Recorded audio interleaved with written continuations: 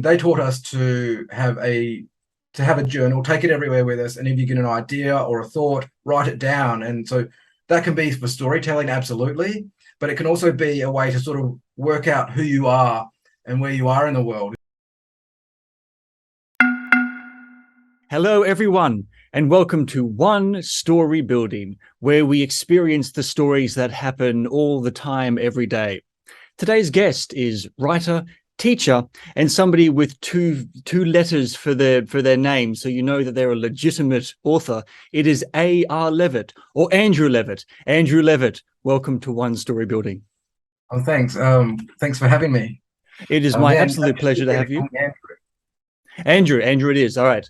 Not going to refer to you as A.R. Levett ever again. Andrew, Andy, I am so glad that you are here because I've wanted to talk to someone who not only writes stories, but helps other people write stories, because you right now are going to help us learn about how to write stories, how to tell stories, as is the point of me having you on here. But first things first, you have a bachelor's degree in communications. And I'm going to ask you the question that I asked when I was 16. What the hell is communications? I think it's just a fancy name for an arts degree, to be honest. I've actually got a Bachelor of Writing before that. And so the communications was basically my honours, which was just a year-long project that I had to take. I got to write a story, do a lot of research, and come out with a thesis at the end. So how has your university education helped your ability to write and teach others about writing? That's a good question. I think it's given me a lot of the technical knowledge and the know-how of the field of writing, I guess. Give me an opportunity to understand what it means to research something properly, to understand a concept, and then to sort of bring that into a format that others can understand, or in a way that I can give advice to other people, and using my own writing as well. In your story mentor program, you have a course called the hero's journey, where you help people figure out how to structure their story using Joseph Campbell's famous hero's arc. For those who don't know, what's going on with Joseph Campbell, and what's that story arc? The circle. What is Joseph Campbell's circle? What is that? So essentially, he called it the monomyth, and so my understanding of it is that he went to a lot of different cultures and found out that there were a lot of basically story is a huge part of culture. Different cultures, it's how we understand ourselves and the world around us. He went around and saw that basically there is only one story that we tell, and that he delineated that there were like 17 steps, I think. The version I use is Christopher Vogler's more friendlier 12-step version. I think there's even a version with even less steps, but it's basically saying that each story, the main character of the story, goes through these 17, 12, whatever steps until they reach the end of the story. And this is kind of the way that we tell stories, but not only tell stories, but make sense of the world around us and what goes on in our lives. Yeah, so I think that's a summation of that. What do you think makes that kind of story structure so common and appetizing to all people, apparently? Because I think it's the universal steps that we all go through. I don't know if you've done any research on Carl Jung. Nope. He was very much so he was a psychologist. He was partnered with Freud for a while before they split their ways. And Jung was very much about archetypes, and basically he says that our psychology is made up of thousands of different archetypes, and these are things that we recognize in ourselves, in other people, in situations, and especially in stories. And so these are the things that form our understanding of the world. Or if we see these in a story, for example, we tend to go, oh, I recognize that, not on a conscious level, but on a subconscious level. And so we connect to this. That's a way that we connect to stories in many ways. Can you think of any story from anything that doesn't abide to that Joseph Campbellian structure? I couldn't name one, but I could certainly. I think there's a lot of abstract films and perhaps even stories out there that just do their own thing, and perhaps if you analyze them enough, you'd find those steps in there, maybe in a different order. And I mean, I think even Campbell says that the steps aren't in a prescribed order. They're just in the story in some way, and these are what allow us to connect with them. So a story could start with someone in the abyss, and then they crawl out and become the hero, and then at the end they go back to being a farmer. Well, perhaps not that. I think you still have to have the beginning and the end in some way. But I mean, there are stories that do play with that. Like you will start in media res, where you sort of flash into a part that's later in the story to get you ramped up for it, and then you sort of come back to the very beginning. So that's one way of drawing the readers in, I suppose, and exciting them so that they start to understand or get involved in what's going on early on in the story, rather than. I'm not saying that would be moving the steps, but because that would still occur in the logical order. I mean, look at something like Memento. Have you seen that? Memento, that's the Christopher Nolan movie where it's told back. No, but I know that it's like told backwards or something. Yeah, it's told backwards. It's all out of chronological order, and so it really encourages repeat viewings to find everything, to make sense of it. And I think you can find that all the different steps in there. It's just he's been very creative with it, and I think that's what a lot of writers might need to do instead of having this Hollywood type sausage factory that one of my lecturers called, where everything. His idea was that you can get some fine art, some good films and stuff like that, but then everything's sort of a bit cookie cutter, if that makes sense. So we're just churning out the same thing again and again. Have you seen that clip of Matt Damon, I think it was? I forget where he was, but he answered the question why.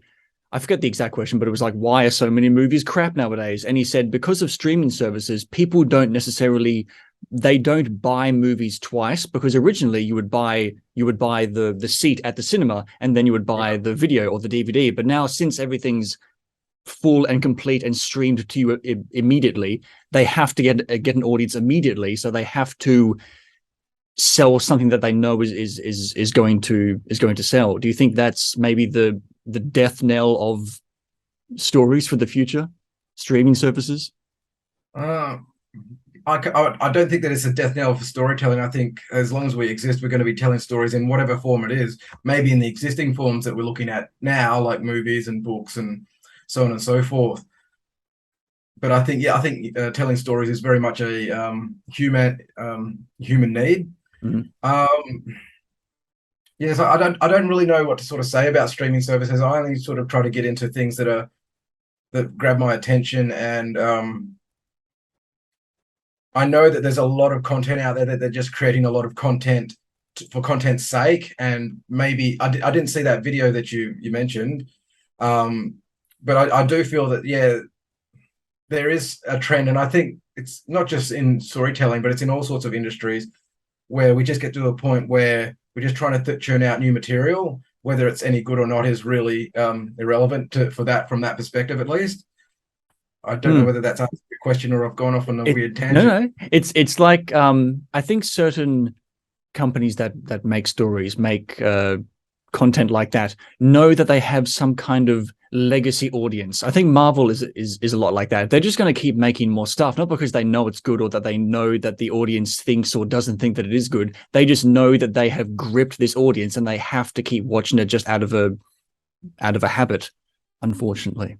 Yeah. I mean, I think people, I don't know whether it's they're just making it because they want to sell stuff. I mean, there are people out there like that, but I think with Marvel, for example, I don't know whether they've lost their audience or whether elements like social media, where people can give immediate feedback, and this might, and so the people who are writing these stories are basically going, oh, people want this, but and so they're not writing from their heart, I suppose, is what I'm trying to say, or they don't know what their audience wants.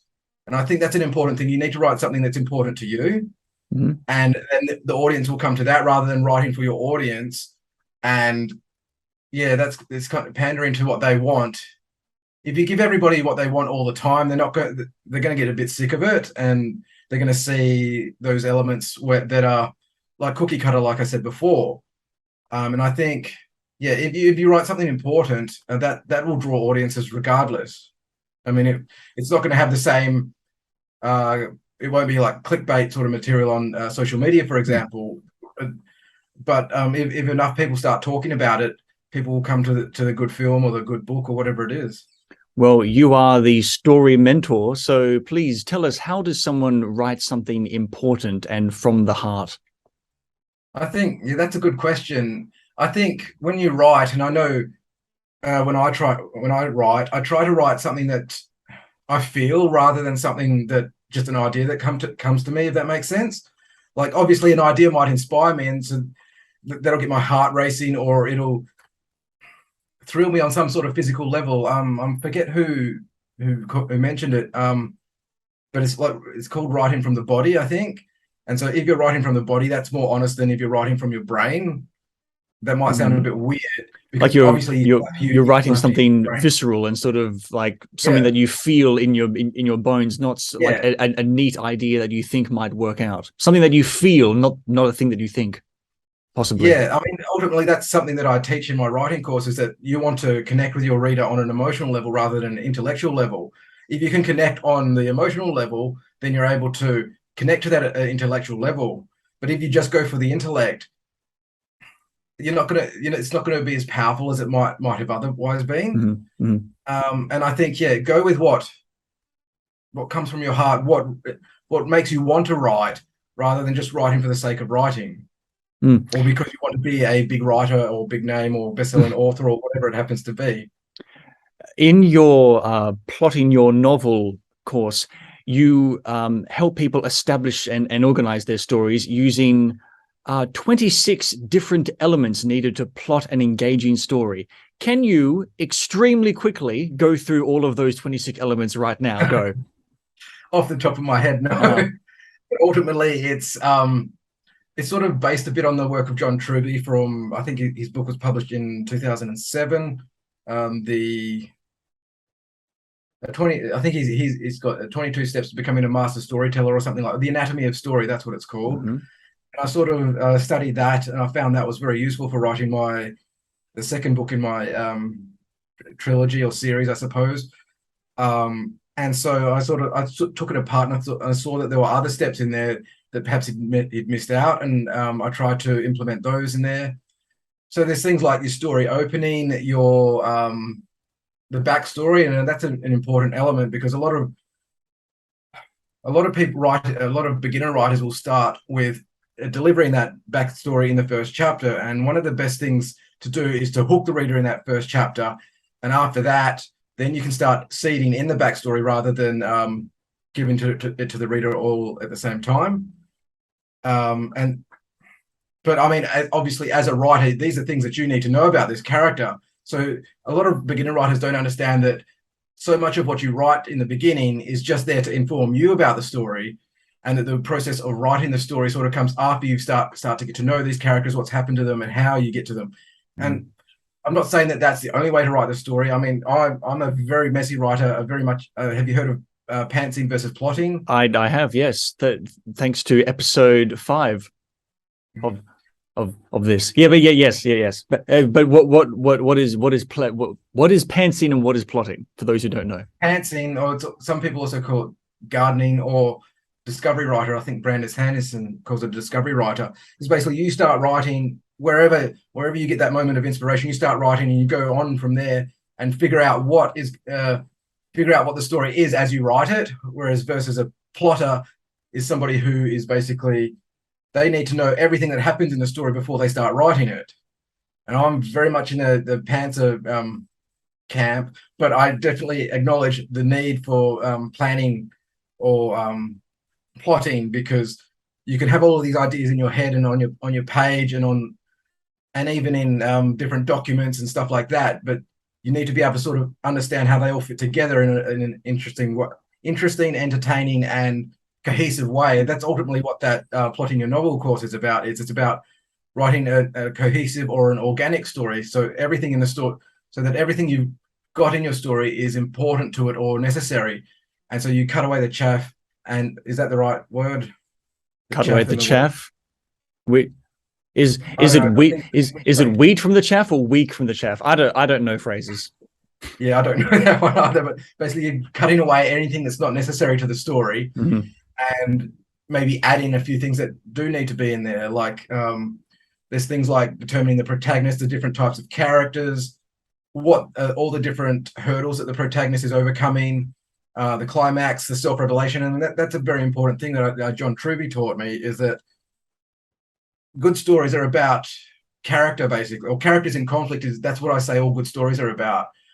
But ultimately it's that character change. So a character begins as somebody who's got a flaw, and by the end of the story they have to change, or at least had the possibility to change, even if they haven't been able to change.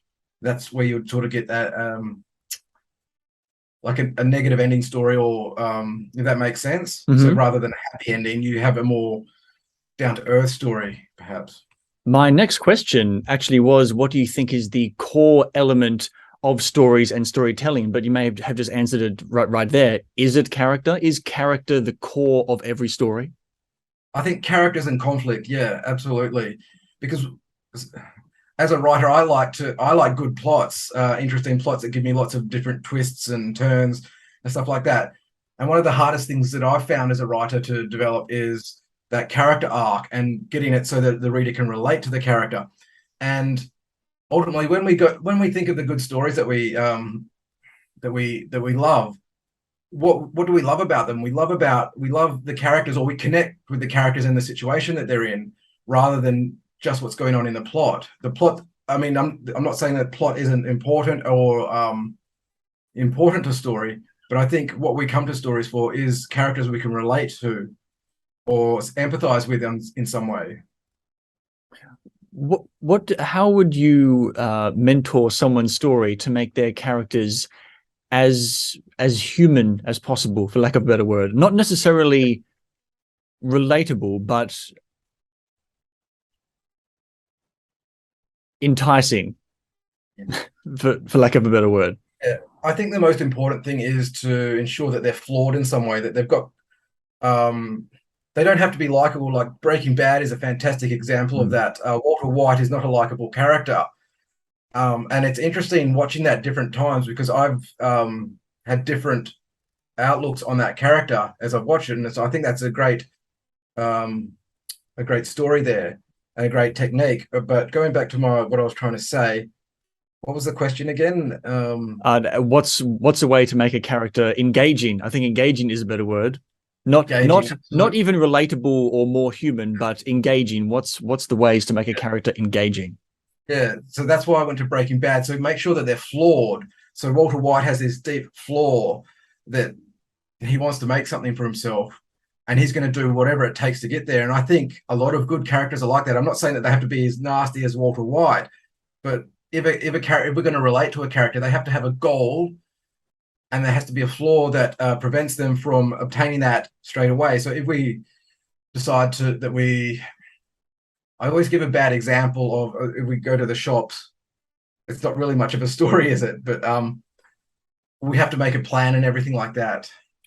I think we might scrap that. What I'm trying to say is that if a character is going for a specific goal, if they get it straight away, then there's no story. So there has to be obstacles in the way. And often this is the antagonist, but the antagonist is often a symbolic representation of something wrong with the character. And so it's this flaw within the character that's actually preventing them, even if it seems like an external source, that's preventing them from getting their goal. So your whole story mentor program, how exactly does that work? How do you find people, or how do they find you, and how do you mentor their stories? So I'm on the internet at www.thestorymentor.com.au, and there's a whole bunch of information you can get there about my mentoring services, my editing services, and the workshops that I run. I also tend to associate with a lot of local writer centres around Perth. That's where I've gotten a lot of my business, is because I thought, well, where's the best place to meet other writers? It's at writer centres. And so I give talks at writer centres. I advertise there, and that's how I sort of get a lot of clients from that, or how I connect with people and see that what I'm offering them is what they want. And so what does the services offer? There's lots of different elements, really. I think I get people who want to be writers but aren't sure if they want to be a writer come up to me, and we'll have a bit of a chat and see where they're at. And we'll find that most people are interested in becoming writers, and have the skills or the talents to do that. It's just that they need the discipline to do it. I think that's one of the best things that you can have as a writer or an artist of any sort, is to have the discipline of doing the work all the time. Like I've just been putting together a workshop based on the artist's way that I'm hoping to run next year. And Julia Cameron says that discipline is not something that a writer should focus on, that it's more, but it's also an important part of it, I think, as well. I know that I'm sort of saying the opposite thing there, but basically I think if you get there and do the work, so I tell a lot of my clients they need to get down and write, put something on the page every day. Julia Cameron calls that the morning pages, but I think you need that as well as your writing or whatever art form it is. And what am I trying to say there? You have to be able to write when you don't feel like writing. Absolutely, she's great with that. And if anyone watching hasn't read that book, I'd really recommend checking it out. It was very inspiring for me, and it got me back into being an artist, because when I was as a kid and in my teens, I was really into that sort of, into art and writing. And then in my 20s, I thought, oh, I don't need this. Oh, I'll just get inspired and then I'll write. And I think that myth perpetrates a lot for a lot of people, and that, oh, if I've got anything to write or I've got a piece of art to do, I'll get inspired to do it, and that energy will drive me. But the truth is that you have to get in there and you have to work every day, even if what you're writing is crap or what you're making is crap or what you perceive it as crap. Everything is sort of, every time that you're working on your sculpture, your painting, your novel, whatever it happens to be, you're adding a little bit more to it. You're coming to a better understanding of what you're putting together there. So that's something that I try to teach some of my clients, or most of my clients, is that just get there and do the work, and your novel or whatever it is or your story will come out eventually. Now, your first draft is not going to be perfect. Most first drafts are pretty bad, but that's when you come to someone like me, or you go to a writing group or something like that, and you get mentored or you get some feedback on what you've written and how you can improve it. And so one of the best things you can do, and is probably one of the most difficult things I certainly find to do, is to not be precious about your work. Because it was Kate Grenville or somebody told me that your story is like your baby. Mm-hmm. And so if somebody says something bad about your baby, you're going to get angry and say something to them about that, or maybe you'll just stew. But either way, you're not going to be happy about it. But you've got to be able to learn to, so writing is kind of the same thing. You've spent all this time and effort creating this story. And if somebody says something negative about it, your first reaction is go, "Urgh." But you've got to sort of, distance yourself from that. Like I tell a lot of my clients after I've met with them and given them a report on something I've reviewed of theirs, is that give it a week or two, then come back to it. So give it a week or two, feel the emotions you feel, then come back to it, and you'll start to see that there are actually, or I'm certainly trying to help you there, or all this feedback, if that makes sense. Mm-hmm. How often do people push back at you when you criticize their precious masterpieces? I'm fortunate that I haven't had that happen. So fingers crossed it doesn't happen again. It doesn't happen to me, but I know that's very much a reality of it. I know I've had trouble with people in the past when they've given me feedback, and I've locked up and I'm like, nah, this is wrong, and this person's nasty, or whatever it happens to be. But the thing is, they're jealous. Yeah, maybe they're jealous. That would be nice. But the thing is, like I said, you take time off from your story, time off from the feedback, you come back to it and go, oh, okay, that actually makes sense to me, and this is how I can do that. I mean, that one of the, and so when I try to be a mentor, I try to avoid that confrontation. I try to be as helpful as I can be. So rather than saying this is wrong, I say, okay, what can you do here instead of what you've got here, because this doesn't quite work for me. So it's framing it in a way that asks them a question, so it gets them thinking, what can I do here, rather than just being a comment that would probably be received negatively, if that makes sense. I've noticed that for some of your courses. Some of them are online or accommodate to being online, and some of them require clients to physically go to a space to work on their writing. What are the pros and cons of online story mentorship and actually being in a space with an actual pencil and paper working on their stories? I think it's much more enjoyable to be in person. I used Zoom when we had the pandemic because it was a way to continue my classes, and most of the people were very happy to keep doing that. And I think it's a great method that we can use if we need to. But I think there's nothing that's going to sort of beat that, being in person with each other, chatting with everybody, getting the feedback from the other or the feel from the room, and being able to ask questions in person. I think that's a lot. It's a lot more personal, I suppose, but it's also a lot more engaging that way. So we're all there with sort of the similar intentions, and it just seems to gel a lot more that way.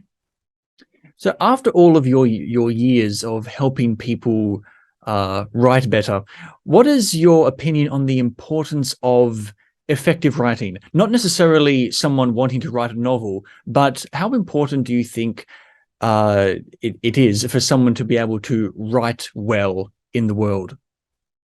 I think it's very important. I came from a background where for me, writing was a way to communicate. So I came from a background where I struggled to express myself. And then when I didn't sort of realize that's what was my direction was until I went to university. And within a few weeks, even the first semester, I knew this is what I want to do, because they taught us to have a journal, take it everywhere with us, and if you get an idea or a thought, write it down. And so that can be for storytelling, absolutely, but it can also be a way to sort of work out who you are and where you are in the world, if that makes sense, and become a lot clearer on that. I found that it's been important for that.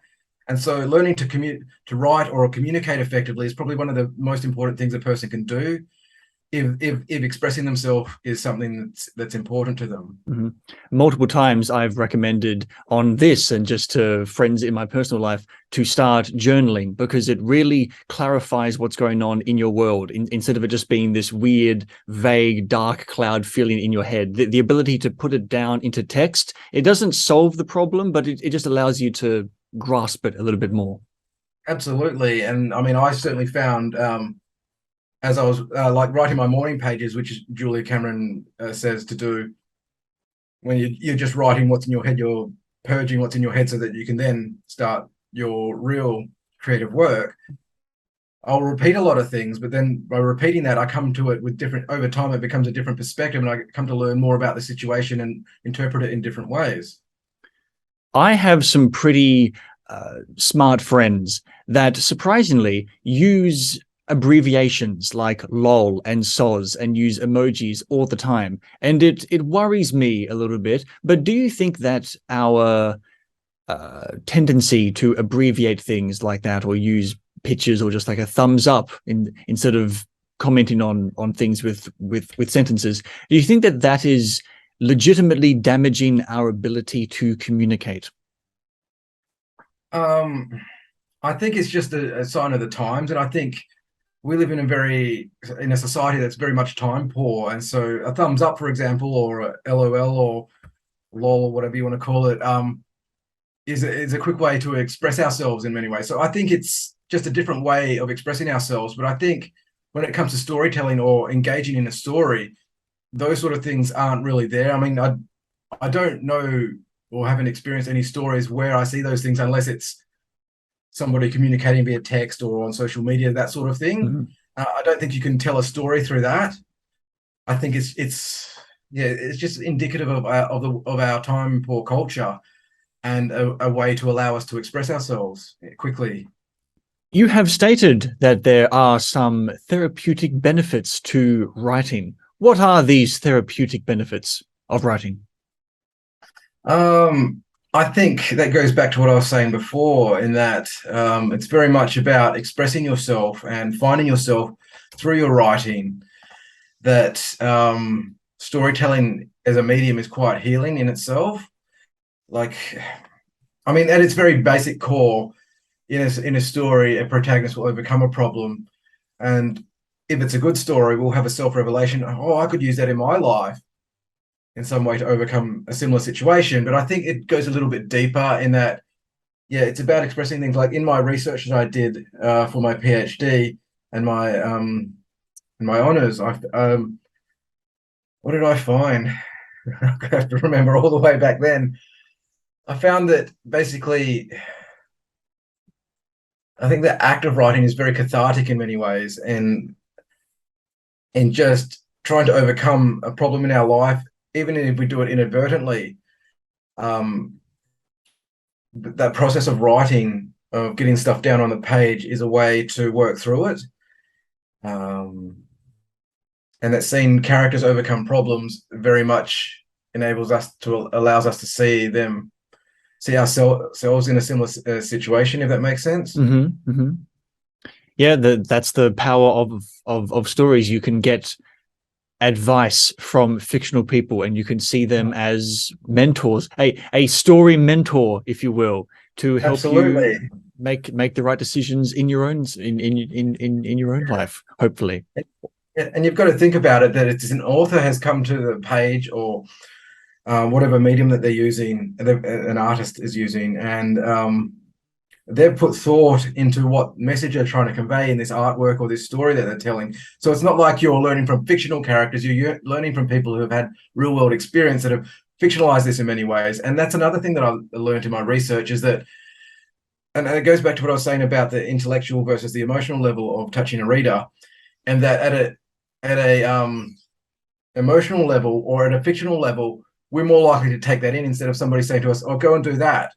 Because if somebody tells us to go and do something, we're more likely to go, "You don't know what you're talking about. I'm not going to do that." But if we see that in a story, even if it's usually on an unconscious level, we're more accepting of that, or if it touches us on an emotional level, it gets to us at a deeper level than just the intellect.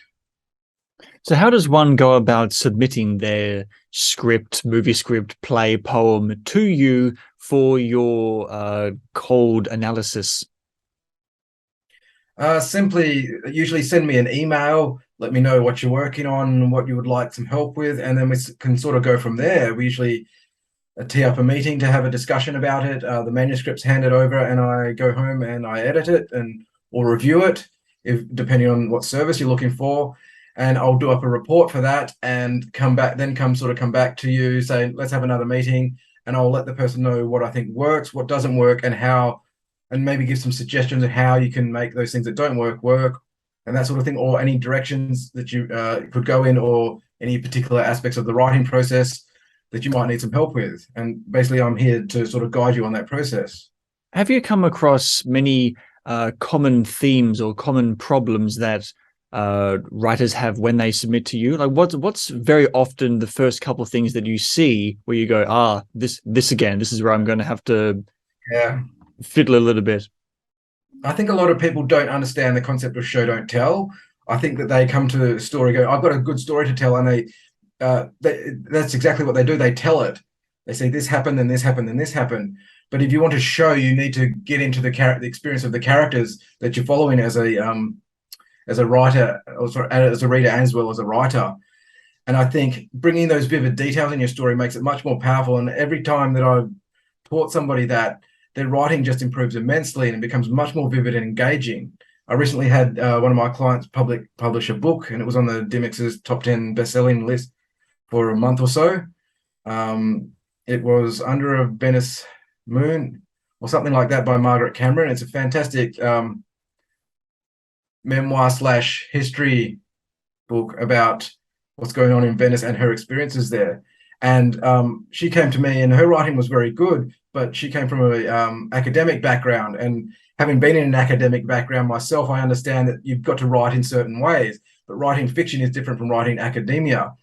And so her story became much more vivid when she got into the specific details and her experiences in the locales that she's discussing in that book. And I think if that sounds like something you would enjoy, I'd recommend checking it out, because it's a fantastic book. So if living an academic life or being in academia, as you say, can adjust, if not cripple, the way that you write, at least from an emotional perspective, what kind of life should someone lead that would make them a good writer? So I just want to say that I don't dislike academia. I think it doesn't crush somebody, but if you go full on into that mode, it's very much an intellectual mode, and that certainly has its place. But in writing fiction, for example, you need to sort of be able to separate your. I was just speaking to a client about this. Separate your creative mind from your analytical mind. So academia is very much about analytical mind, and that's great. But when you're writing fiction, at least when you're writing the first draft, you need to go straight into.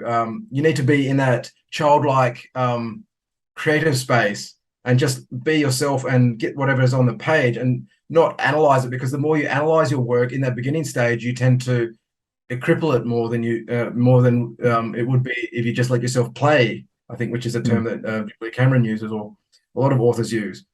Does that answer your question? Yes, and it made me realize or remember a personal pet peeve of mine, where I find it very annoying when artists get annoyed when a critic criticizes their work and then they say, oh, well, why don't you get up on stage and do this? Why don't you write this? The artistic brain and the analytical critical brain are two separate brains. So don't try and compare them. An artist can't always criticize good art. A critic can't always make good art. They are two different things. That's right. And it's not to say that you shouldn't use your analytical brain in your writing or your storytelling.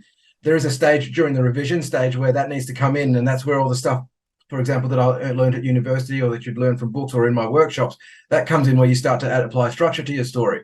But when you need to recognize the specific stages of when you need to apply that and when you need to let that go and just play with the story you're trying to tell. Well, just because this is just such a funny question, I have to ask, in your professional opinion, what is the best story ever? Yeah, that's putting me on the spot. I could certainly tell you what I like, but I couldn't tell you what the best story ever is. I'm quite partial to Cloud Street by Tim Winton, which probably a lot of people are going to groan about because I had to read about it in school. I was fortunately not somebody who had to read that, and I read that as a young adult, and I absolutely loved it because he really, really captures the period and the characters of that piece. In fact, I do tend to use Cloud Street as an example in my work, just simply because I love going back and rereading it, and I think it conveys a lot of different elements of the different story types and different structures that you can use and that you can apply it to it. A story that I've just loved recently was Jay Kristoff's Nevernight series. I don't know, or Nevernight Chronicle, I think. I picked up the second book out of order. I read it out of order. The second book is God's Grave, I think, and I just love that. I took it on holiday, and I had planned all these things to do on my holiday, and I just could not let the book go. Glenda Lark's Watergivers series is another one that I've liked quite that I've liked quite recently. But I don't think that there's one story that we're all going to like. I think that's the thing about stories, is that we will connect with certain aspects and certain stories or certain genres even, and that there's no wrong or right with what you like or what you don't like. Because if we're going back to the archetypes that I mentioned earlier, is that we see certain things in certain characters or scenarios in stories, and we connect with them, and that's what makes us love things. And some things will repulse us, and we'll go, no, I don't want that, or this is boring, I'm not going to read that, and because it doesn't talk to us on that sort of unconscious or deeper level, if that makes sense. And just like that, we have reached the last question that I always ask on one story building, and that is, why are stories important? Because that's who we are. Because without them, our life has no meaning. Because even if we're just having a conversation with someone and we're telling the story about ourselves or our lives, or we're listening to one, we tell things in the way of a story. It might not be with a beginning, a middle, and an end, and all those different 26 steps that I would be teaching in my class, but or even the hero's journey. But we will probably find elements in there And these are our ways of making sense of the world. We get people's feedback on things, or if it's a conversation, for example, or we see how other people do things or characters do things in novels. And this influences us in a way, or it touches us in a way that either confirms our reality, or it's a way of, or it shows us a different part of reality that we've not considered before. So I think it opens up our minds as well. So I could probably go on and on about that. Oh, but please, we have time. I have time. I'm not sure if you have time, but I have time. Now that I've said that, I don't know what to say. I just think that there's, I mean, what is life without a story? If we weren't telling stories or engaging with stories, I should say, what is life? Nice. I'm always so surprised by how different the answers to that one question is. I guess we all have a different story to tell, or something equally deep that I could have said. Anyway, Andrew Levett, thank you so much for coming on to One Story Building. No problems. It's been a pleasure talking with you.